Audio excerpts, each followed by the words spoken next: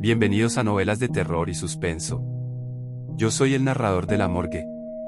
Y aquí, entre pasillos fríos y gavetas metálicas, cada historia respira oscuridad, la sonrisa del quemado. Soy el Dr. Gustavo Latorre, un hombre de fe. Para mí, la morgue nunca ha sido un lugar de muerte, sino de paz, el último umbral de un alma antes de su juicio final. Cada día, antes de empezar, me persigno y rezo en silencio por el descanso de las almas que pasan por mi mesa. Mi fe es mi escudo, mi ancla en un mundo lleno de dolor.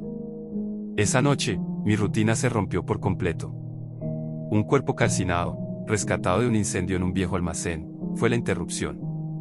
El olor a carne quemada y a ceniza llenaba la sala de autopsias, un hedor que ni los potentes extractores lograban disipar.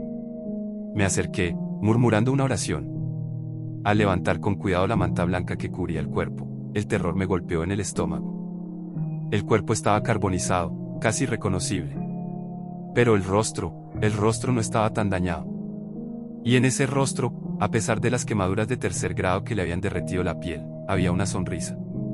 No era una mueca de dolor, sino una expresión de éxtasis, de gozo profundo, como si la muerte por fuego hubiera sido un placer indescriptible.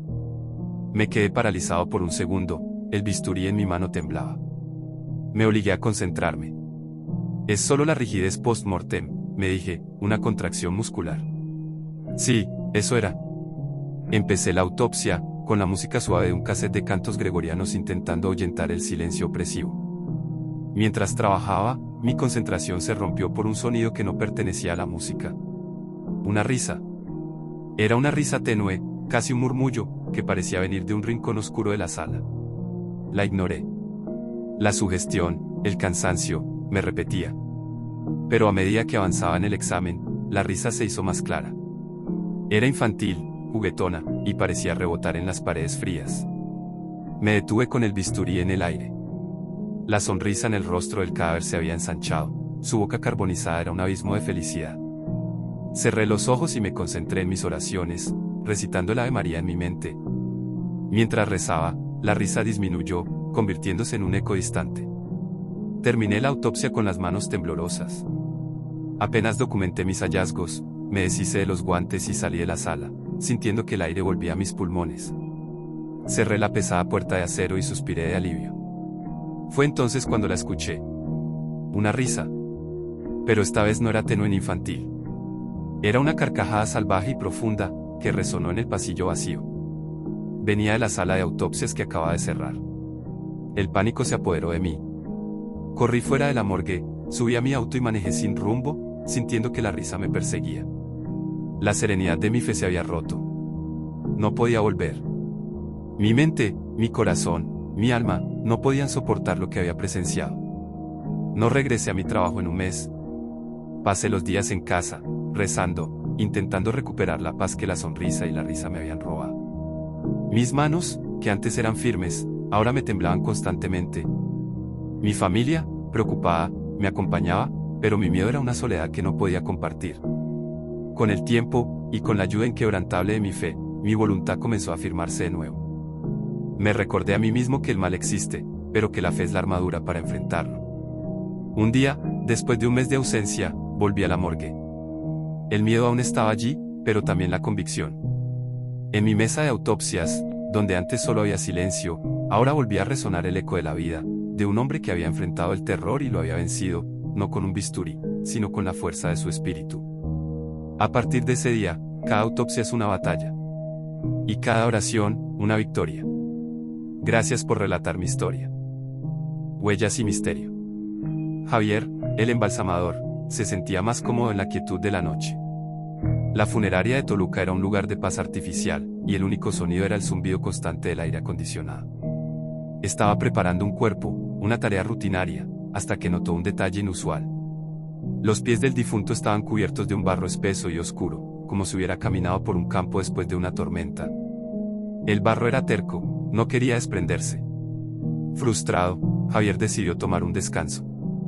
Se dirigió a la recepción, donde Sofía, la secretaria, todavía estaba sentada en su escritorio, organizando archivos. La vio y pensó que su sonrisa podría ser un buen antídoto contra la extraña suciedad.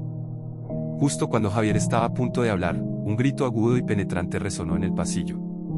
Era Ana, una de sus compañeras. Javier y Sofía se miraron con alarma y corrieron hacia el sonido. Encontraron a Ana temblando en el centro del pasillo.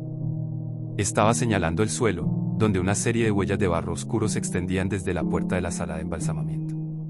Su rostro estaba pálido por el miedo. Javier trató de calmar a Ana, pero él mismo estaba perplejo. Sabía que el cuerpo no se había movido de la camilla. No había una explicación lógica.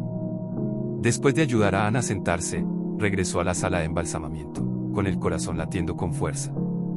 A la mañana siguiente, el ambiente en la funeraria era tenso. Don Carlos, el jefe, llamó a Javier a su oficina. Estaba furioso por el desorden y el incidente con Ana. Le ordenó a Javier que revisara el cuerpo y limpiara el desorden correctamente. Javier regresó a la sala de embalsamamiento, sintiendo una mezcla de frustración y pavor. Se acercó a la camilla, armándose de valor. Tiró de la sábana y miró los pies del cuerpo. Se le cortó la respiración. Los pies estaban sucios de nuevo. Pero esta vez, el barro era diferente. Era una sustancia seca, escamosa y de color púrpura oscuro que parecía una mezcla de tierra y sangre seca.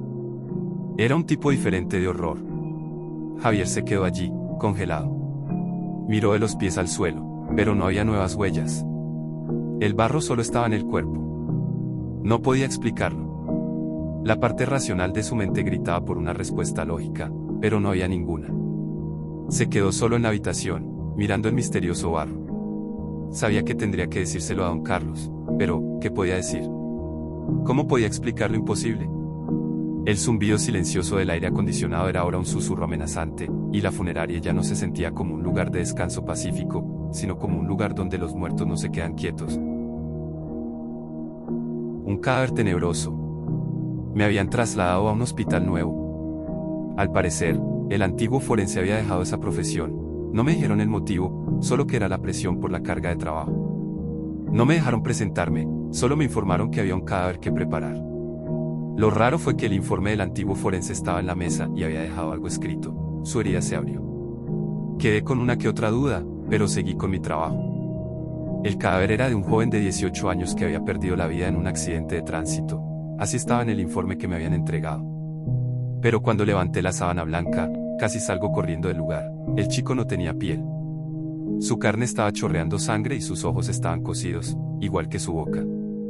Su cabeza estaba rapada y tenía una estrella dibujada. Cuando comencé a hacer el corte, su piel se sentía como una bolsa de aire. Mis manos me temblaban y, lo peor, es que estaba solo, con una radio vieja que solo sintonizaba un canal. Primero saqué el contenido estomacal. Este contenía un pie de un niño, envuelto en tela con pelo de rata. Había algo más oscuro que no quería tocar, así que utilicé una bolsa negra y lo tiré a un lado. Después de pesar sus órganos, supe que no había muerto por ningún golpe ni envenenado. Solo tenía que hallar la causa de muerte, pero estaba muerto de miedo. Era la primera vez que veía algo así. Me senté en una silla y miré el cuerpo del joven con detalle, y fue entonces cuando vi algo que me dejó helado. Los ojos del chico intentaron abrirse. No podía creerlo, movía los párpados. No dudé en salir de allí a buscar a alguien que estuviera conmigo. Claro, no comenté nada, pero el chico que encontré no quería entrar.